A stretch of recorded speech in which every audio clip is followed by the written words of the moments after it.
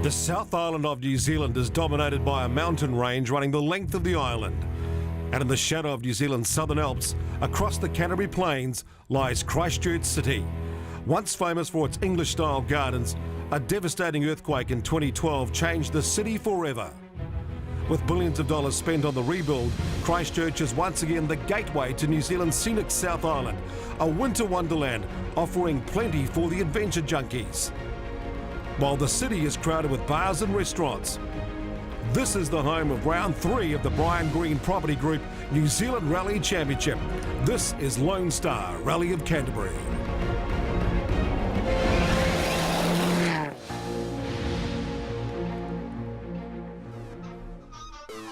Hayden Padden made a one-off return from WRC duties and surprised the championship with a win, a rally win in the historic class of the Otago Rally to escort BDA.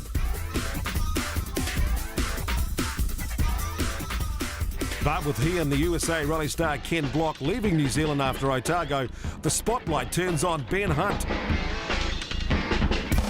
He has a 7-point lead in the championship, but there's plenty of depth in the championship chase with the likes of Matt Summerfield eager to do well. Hi everyone, I'm Matt Summerfield and we're here in Christchurch and this is my home rally.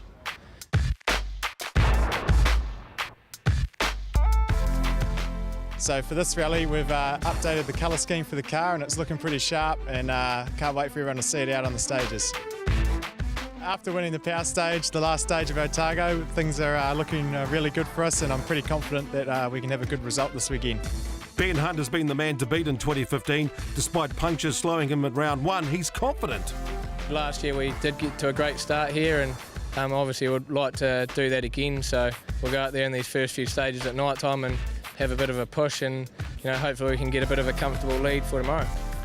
Starting at 2 on the road, Phil Campbell, hoping improvements to his Mitsubishi will pay off. The brakes have never been working as well as maybe I thought they could have, but we've just been wanting to drive around it and maybe thought that it was me, but yeah, we have found a slight problem and we fixed that for this rally, so yeah, we're looking forward to seeing what happens now. And I guess that's the effect of going into a four-wheel drive Group N car from a front-wheel drive car. You don't actually know how good it should go. Yeah, that's right. It's definitely stops different than the Fiesta and better than the Fiesta ever did. But yeah, as I say, it hasn't been stopping as good as what it could, so it's going to be good now.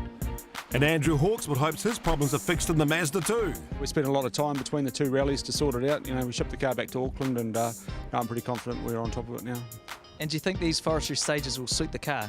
Probably the faster stages of Otago would have been better. I mean, we've got a lot of power in this car now, but the gearbox isn't really what the gearbox configuration we have for this event. It doesn't really suit it. But looking at the roads today, I think that our biggest problem is probably going to be the dust.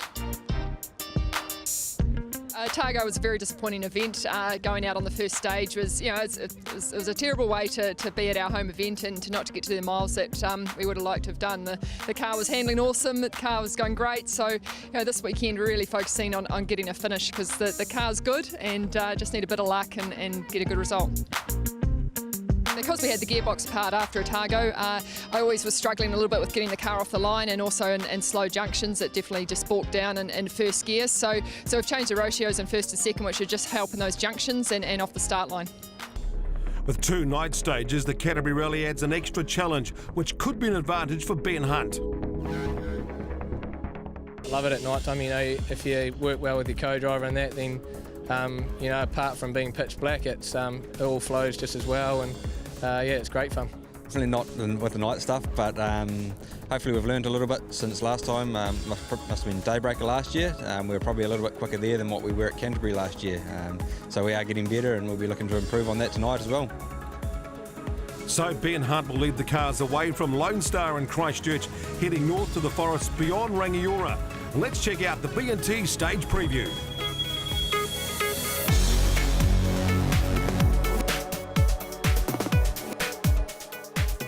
Stage 1 Digger Link will also be run in daylight as special stage 6 on Saturday.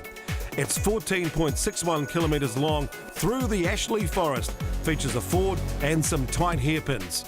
Conditions are dry, still, so dust could be an issue.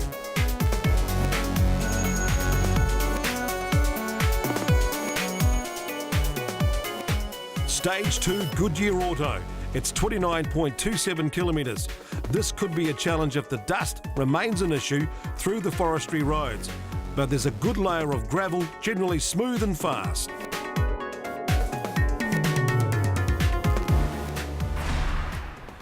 So to the start of stage one, and the most important piece of the car for Ben Hunt over the next two stages will be the lights. Joining us now was rally expert Glenn Inkster. And the crew don't get a lot of time to get the lights set up right. They'll set them up back at service and hope they get the right compromise between long distance viewing and short distance viewing, and of course lefts and rights, because the cars are not always straight. Often they'll slide, and it's important for the driver to also be able to see around the corner.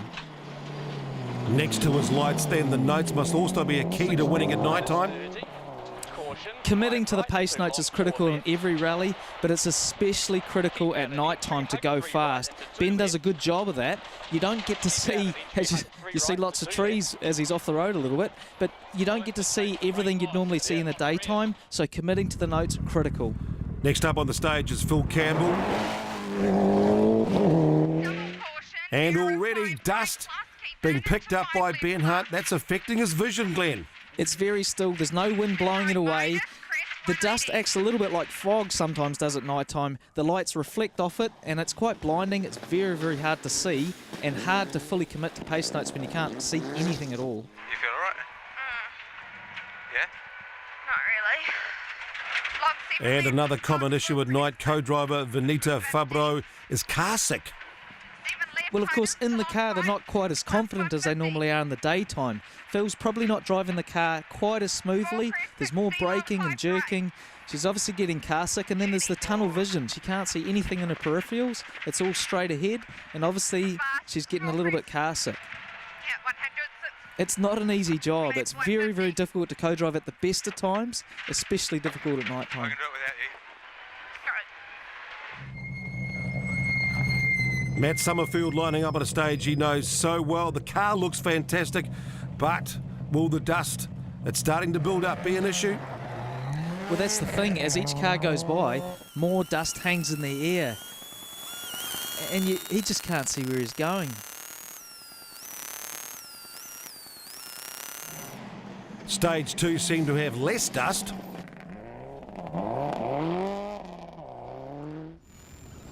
This is heading down towards the end of Special Stage 2. Very, very fast section of road. Oh, and he's lost it. Oh, big roll there for Summerfield. Yeah, just coming down the straight here, and it's didn't make the right-hander, and basically when hit the brakes I knew it was game over, so just a mistake on my part, and that's all there is to it. Graham Featherston running fourth on the road. Consistent results had earned him a top 5 start position, but struggling in these difficult conditions as the dust continues to be a real problem. Fifth on the road, Brian Green, forced to struggle with engine problems, despite the dust as well.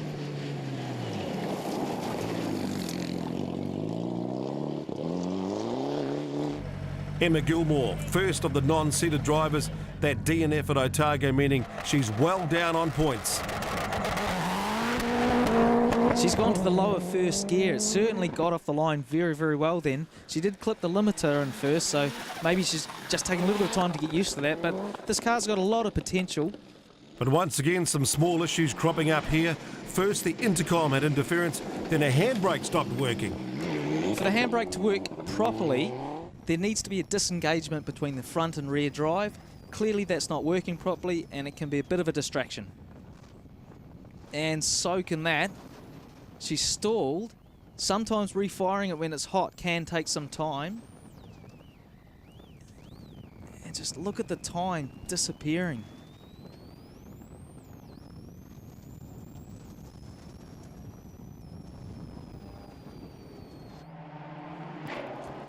Lance Williams had shown good pace this season despite a DNF on day one at Whangarei.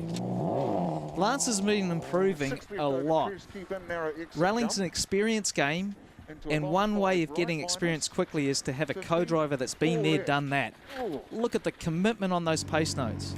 High hopes too for Andrew Hawkswood after the team had spent 2 weeks trying to solve a persistent misfire. But despite posting a top 5 time on stage 1, he came to grief with dust on stage 2. 30, 6 left, 30, 6 left here, 30, Preston 6 right plus, 50.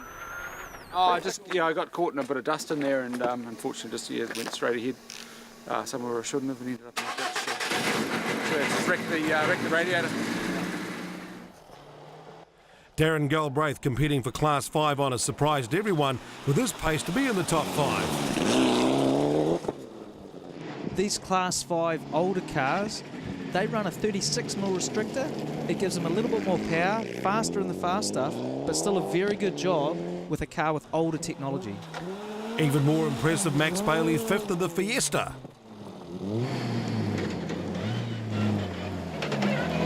But an early exit for Hugh Spence out after stage 1 with broken suspension in his Class 5 Subaru. And Brian Stokes, who's competed here since the early 80s, out after just 700 metres of stage 1. So at the end of stage 2, Ben Hunt with a minute lead over the competition. Phil Campbell also clear of 3rd, so it seems like the dust has been a problem. Ben, we're used to you having great starts, but this is an exceptional lead after 2 stages. Yeah, no, it's fantastic. Really stoked for that. The car went amazing in the first 2 stages, and hopefully we can just keep the car like that for the rest of the weekend. There's a challenge driving at night, and especially sweeping a road. I hadn't experienced that in the night before, so it was interesting, and I enjoyed it. Another great start in this rally. Yeah, it's an awesome first 2 stages for us. I think we're pretty lucky with our road position with not so much dust, because I know we were catching a lot of dust with Ben, and he was going faster than us, so it's only going to get worse for everyone behind, so it was a good start. And some good news for Timaru's Darren Galbraith in service. Yeah, we had a good run through there, a bit dusty in the first one, and we stopped in the last one just for Matt, who was upside down. But yeah, and apart from that, we were going really good, so I'm quite happy with our pace. So even though the results have you as being 4th, there's a little bit of hope you might end up 3rd tomorrow morning?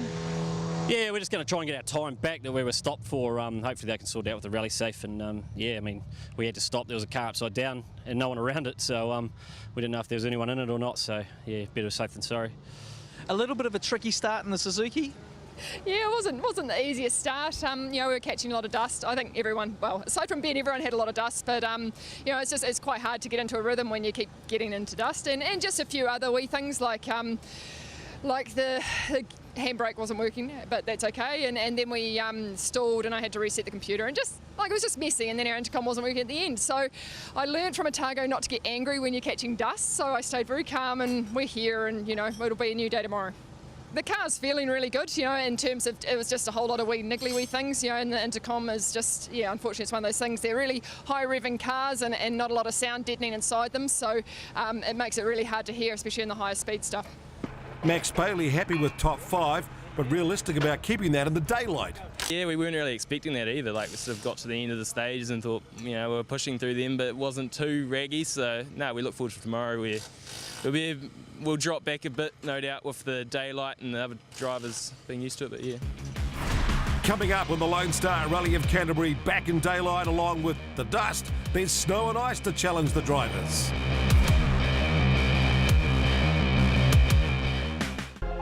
We're here at the pre-start for Canterbury Rally.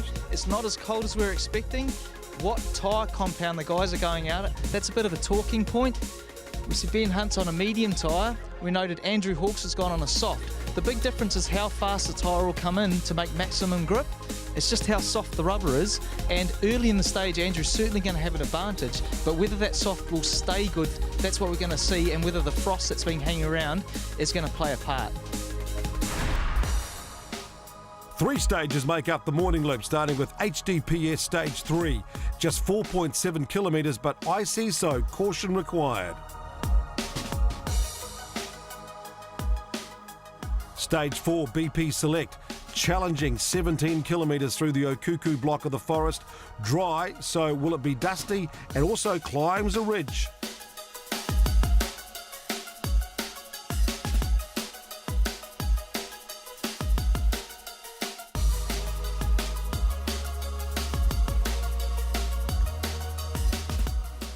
Stage 5, Demmicks Road, well known to the locals. It's got a fast downhill run, but tightens near the end, and this is where there's still some snow and ice from the storm at the start of the week. Just another interesting challenge for the drivers. Something right, 30. So will the benefit of being first on the road actually be the same in daylight? Ben Hunt is about to find out. Well, Ben had the advantage last night with no dust. This morning, he's a bit of a pioneer. He's going to find any really tricky and slippery places with ice and some snow, maybe. So maybe not the best of conditions for Ben this morning. A minute down in time, so Phil Campbell will have to push Ben really hard here. Phil's gone out on the soft Dunlop tyre, so he's going to be making grip straight from the start of the stage. And looking like he's making use of that grip. Right, let's take a ride through the stage with both drivers side by side. And this is really interesting. Just listen for the timing of the notes and also tiny little differences just to describe bits of road. 6 left, 30. 6 left minus 30. 7 left, 30. Tightens to 6, keeping into 3 right. In the end, Campbell wins the stage by 2.6 seconds. 6 left, 6 right, 60. To claim his first ever championship stage win. 6 right. And with Matt Summerfield and Emma Gilmore starting up the order, but already you can see the road starting to change. This is a bit different. In the dry bits, she'll get more grip. The road's going to sweep. In the slushy bits, it's going to be a worse road. Emma's a further 8.3 seconds down on Campbell here. Andrew Hawkeswood rejoined. No chance of points, except possibly picking up some power stage bonuses later in the day. But valuable stage time for the car, which still needs more testing. 6 left, tighten 5 plus. 80. Overheating there. No, I wondered that. And 6 left plus. And that's the result of the little crash they had last night. So unfortunately forced to retire. Lance Williams fourth on the stage, still holding fourth place, 22 seconds behind Galbraith. Max Bailey slipping to sixth behind Gilmore.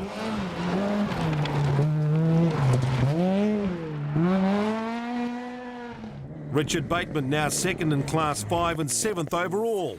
4 left. But Brian Green lucky to get through the stage as the mud started to cause issues with grip.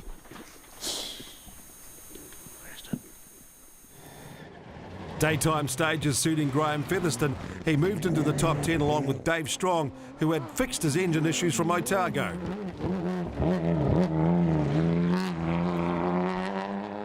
Third in class for Tyler Radovan, and that put him top of the class in the GRC, the Gold Rally Challenge. Stage 4 now, and what a contrast from the ice and the mud to dry, open and fast. But when there's not so many trees around, the road can dry out a little bit and the ice is not going to hang around as much. That's fast. Ben Hunt flying through the stage with a time of 13 minutes, 46.5.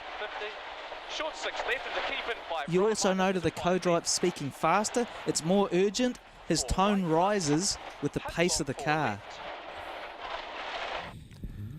So on this stage, the answer is speed, right, Glenn? Yeah, it's all about carrying speed everywhere, but that first stage was a lot tighter and this is just flat out good wide open forestry stuff. Phil faster again by 4.5 seconds. That's a good start this morning. He's fast. He's just carrying so much pace downhill, and that's really, really tricky. Easy to go fast uphill, but to carry so much speed down this hill, good job. Also impressive, Darren Galbraith. He likes the fast road, suited to this one, third fastest. Next up, Emma Gilmore.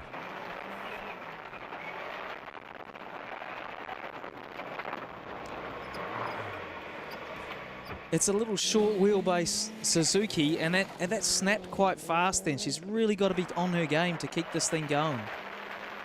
Plenty of power though. Emma Gilmore spun early in the stage but recovered to keep her in fifth place.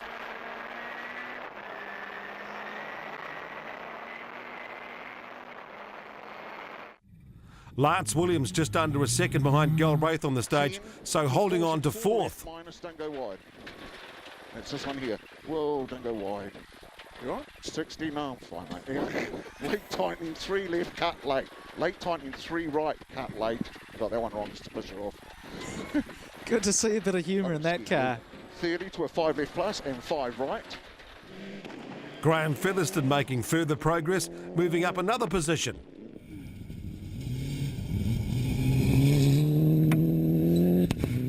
But still 23 seconds behind Max Bailey, who was holding on to 6th in the Fiesta. Marcus van Klink leading a small field of historics. He was 9th overall after 4 stages, but probably the busiest driver on the stage. Just look at that hand movement. 4 right and long 4 left. 4 right here. Yep. Long 4 left, next one. 4 left, clingy. 5 right. 80, 50. Certainly keeps him busy. Stage 5, Palmside, 13 kilometres, a great stage. Top of the road here, dry and dusty, but a lot of gravel to contend with later on, Glenn. Keeping 4 right plus. Yeah, well, Ben's going to sweep a lot of that away, so in this case, those behind him are going to have an advantage, but Ben does have a big lead, and he's used to these conditions as well. Short 5 left minus into long 4 right. 180. But now check this out, near the end of the stage, the road runs in the shade on the hillside, so there's a lot more significant ice and snow ahead.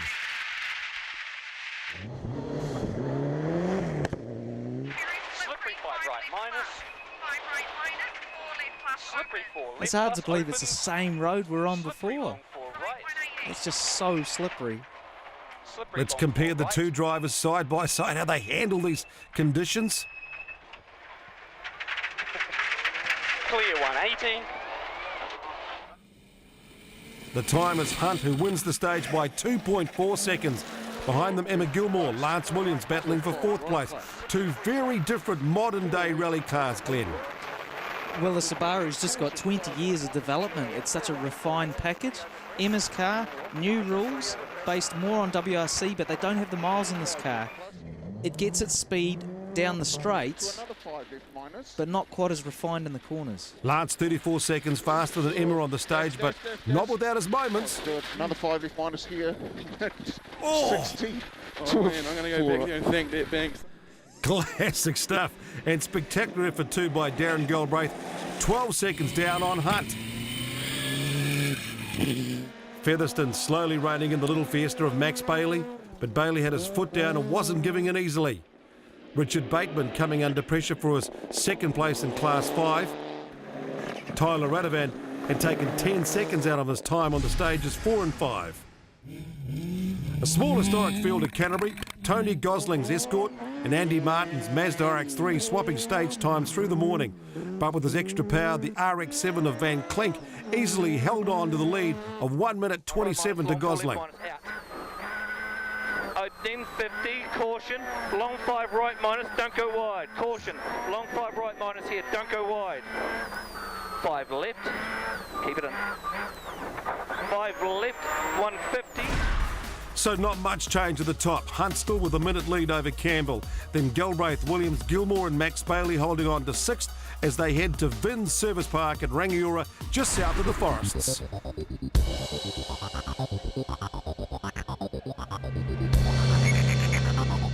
Been a big lead overnight, but Phil's got a couple of stages off you this morning. Yeah, you know, that's fantastic for Phil, and hopefully it gives him a bit of confidence that he knows he can go out there and win a few stages. So, you know, the plan was you get quite a good lead at the night, and then these 8 stages today we can go out there and sit at a comfortable speed. Phil, a fast start to the morning with 2 stage wins. Yeah, it's awesome. I think that might be the first time we've won an NZRC stage overall, so we're pretty happy with that. We put some soft tyres on the car this morning, and I think that was obviously the right thing to do. It really helped us out. It's quite frosty on foot, so you think the soft tyres gave you a lot of grip? Yeah, I think so, and the ground temperature's way down on what it has been at all the other rallies, so it's probably the first time we've used softs, but yeah, it definitely worked. We've got a few things to sort out. Everything was fine in the stages, but the gearbox wasn't quite doing what it was meant to, just touring back, so they're just going to have a look into that now and make sure we're good to go back out this afternoon. A precautionary brake bleed on Darren Galbraith's car, but it's been a trouble-free morning. The roads sort of, I like these roads and the fast nature of them, so it sort of suits the car and the top end speed of this car. So yeah, I find the car suits it really well. And more positives for Emma Gilmore. Just in general. This morning was just, I suppose, getting into the groove again, and it was nice being able to see our intercom was working as well, which definitely helped. Had a spin in the second stage and just struggling a little bit with confidence coming down the hills, and just 2 and 3 times braking rather than just doing it nice once, and yeah. Stick around, coming up, problems on stages for 2 drivers, and it's a shuffle at the top 5.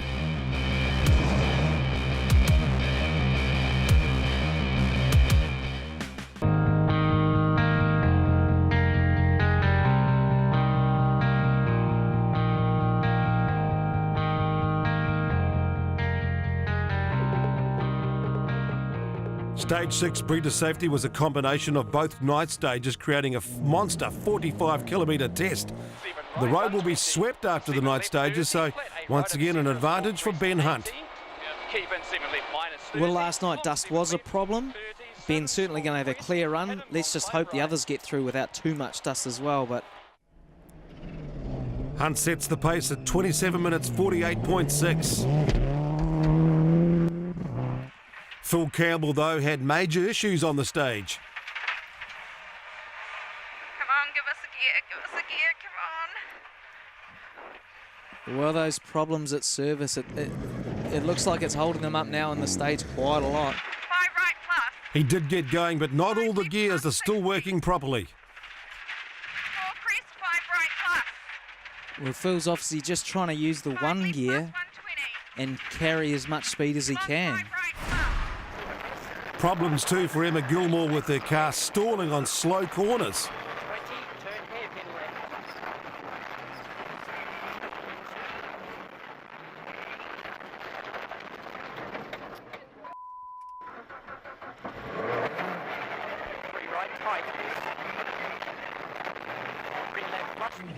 And a small error by Lance Williams, leading to a major penalty in this stage. 10 to a 2 right injunction.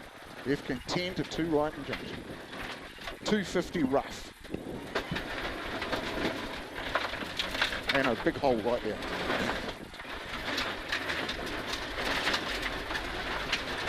Long 5 left minus. And you can just hear the tyre rubbing now. He's obviously got a puncher. So it's a long 5 left minus. And all this is good news for Timaru's Darren Galbraith, who now claims second place in the rally.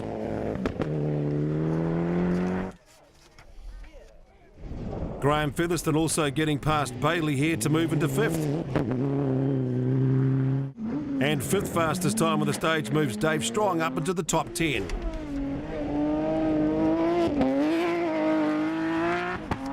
Marcus Van Klink also fast on this stage, and that would move him to 8th overall. Into short, 6 right, into 4 left. Here's 4 left, 5 right, 7 left minus. We're getting used to these 2-wheel drive cars getting really good results overall. So Hunt still leads, but Campbell now down to 3rd, Gilmore 4th, but that puncture proving very costly for Lance Williams. Well, today in the last stage we've had a bit of a minor issue, which turned out to be quite big. We thought it was just a puncture, but we ended up with a lot of debris from the tyre wrapped all around the hub, which we couldn't get off very fast, which came from a broken rim. And a big hole right there.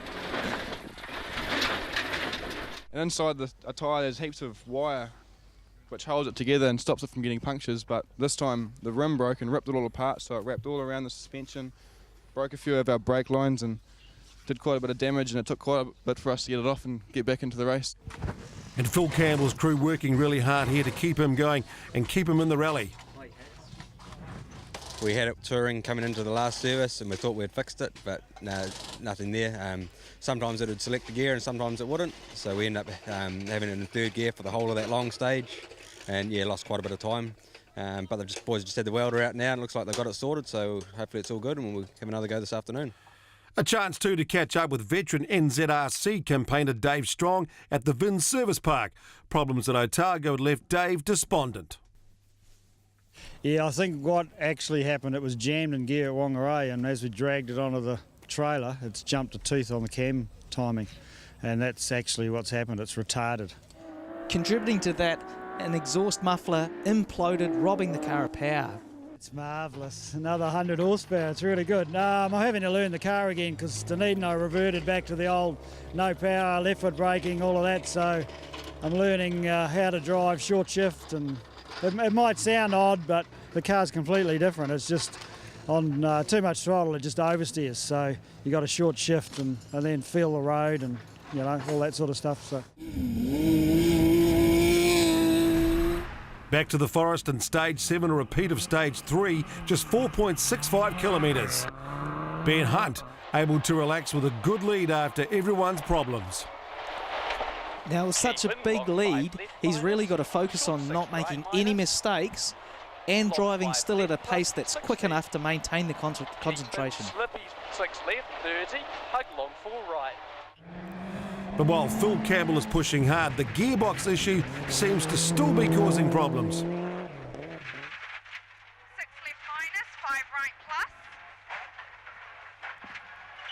5 left into caution, slippy 4 right plus. Third on the road, Emma Gilmore, finding that even at this stage, the surface can be very slippy. Especially here where there's no sun. Bit slushy. That car's keeping her busy. 6 left, into. 6 left, very long. Although he was never going to make up the 6 minutes lost from the puncture, Lance Williams won the stage and at least moved back into the top 10 here. 4 right plus and 5 left minus, don't cut. And 4 right. Darren Galbraith now in a comfortable second place. Dave Strong continuing to post competitive stage times, moving up to 7th. 4 left plus, don't But Brian Green very lucky not to get stuck. Unbelievably in the same hole he nearly went into in the morning. 4 left, again, foot in, foot in, foot in. 60. It was a very slippery one on the first stage of the loop, and the first time around today we nearly ended up in the big hole. The second time around I think the back of the car did end up on the hole, but we managed to bounce out and carry on.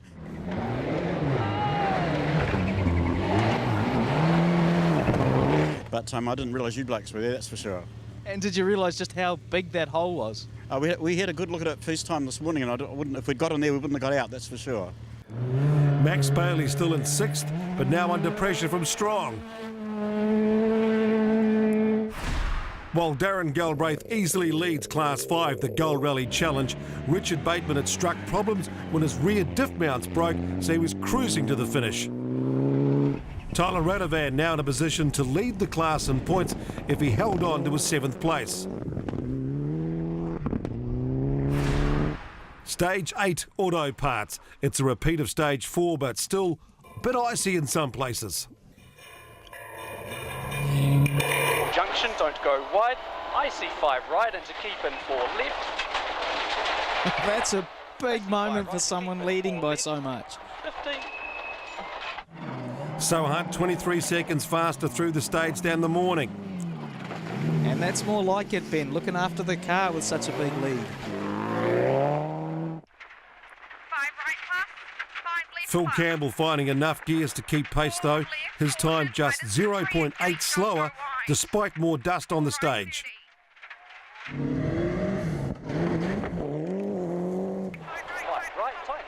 Now here we are on the same bit of road.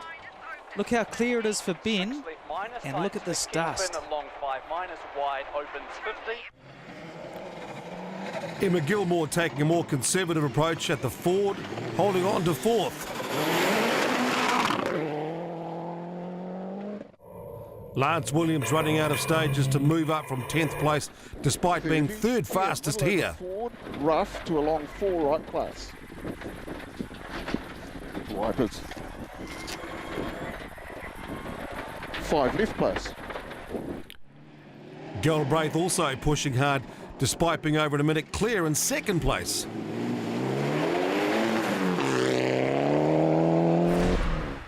Stage 9, Universal Plumbing, a 13-kilometre repeat of Stage 5, and the snow has not melted, leaving a slippery, icy section, which needs a bit of care. And adapting to these different conditions, it's amazing to think that's the same bit of road, the same stage.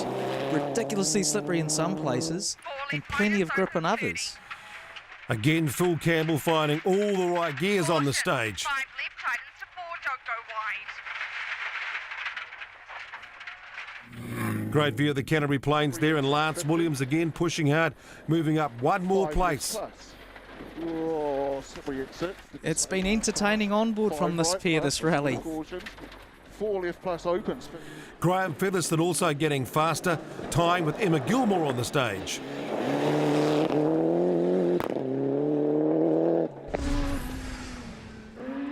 Marcus Van Klink still leading the Storks, but the road conditions have been hard on the tyres. Long 5 right minus, tyres are probably not much left. Long 5 right minus, 80. And this is a big, powerful rear-wheel drive car. It's a lot of power to put through 2 tyres at the back of the car, abrasive rocks. Tony Gosling enjoying his day out in the BDA Escort. This is the car he loaned to Hayden Paddon, so it's got a good setup. Gosling second in the class, but having a day-long battle with the RX-3 of Andy Martin.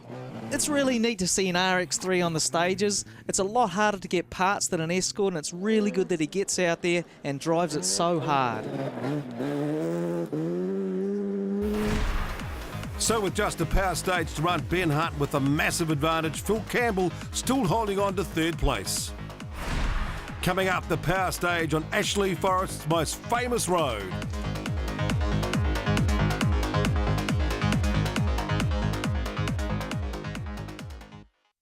Rally of Canterbury. He may have retired from V8 supercars, but Greg Murphy took the opportunity to get some rally stages under his belt in Tony Gosling's cool Mark 1 Escort. Unfortunately, his rally came to an early finish with engine issues on stage 5, but Murph reckons the gravel was pretty addictive. Power stage time, stage 10, rubber developments, a cracker, 19 kilometres. Mount Grey Road is super fast. It has, of course, the famous Ashley Forest Rally Sprint as its finish.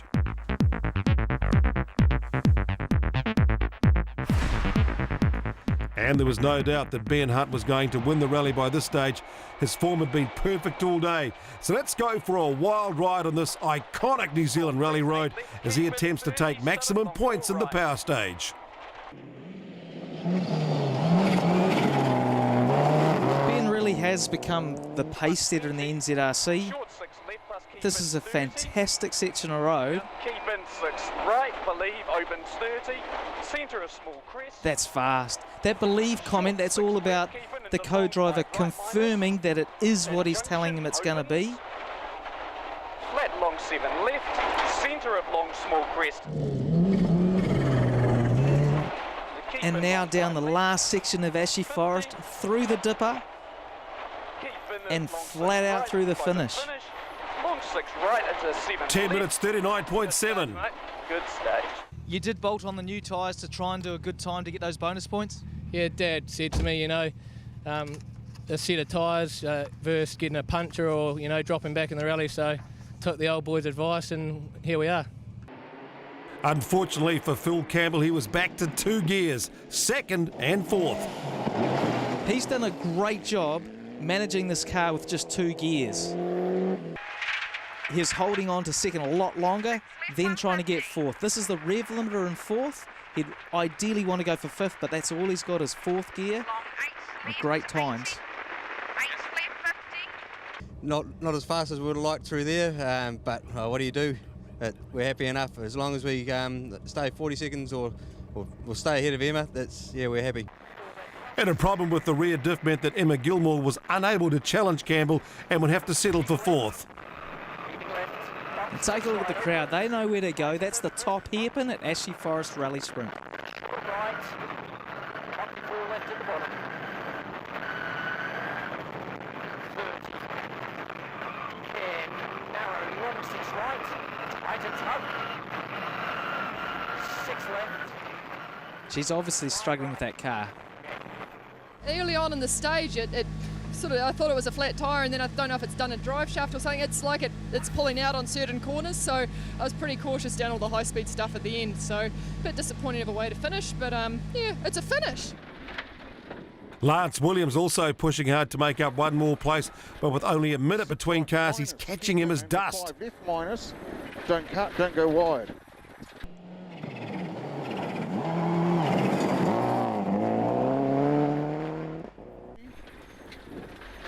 to a long 6 right. And when you're in the dust, that's when you really got to trust those Another notes. Long 6 right, keep in, keep in, keep in. That's it. And that's over 160 kilometres an hour. Great finish too for Darren Galbraith, second overall and first in class. Fantastic result for the overall rally. Well done.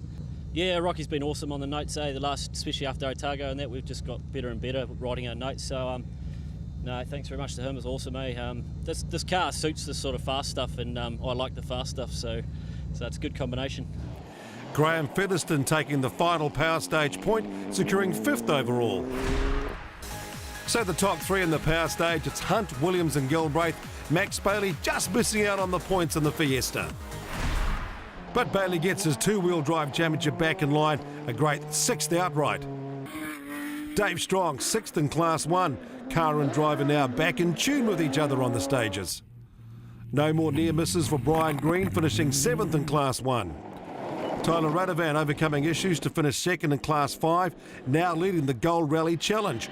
Richard Bateman surviving to limp home and hold on to 2nd in the challenge. Tony Gosling moving up 2 places overall would finish in the top 10 and 2nd in the historic class, while Andy Martin taking the final spot in his Mazda. Marcus Van Klink cruising to victory in the historics.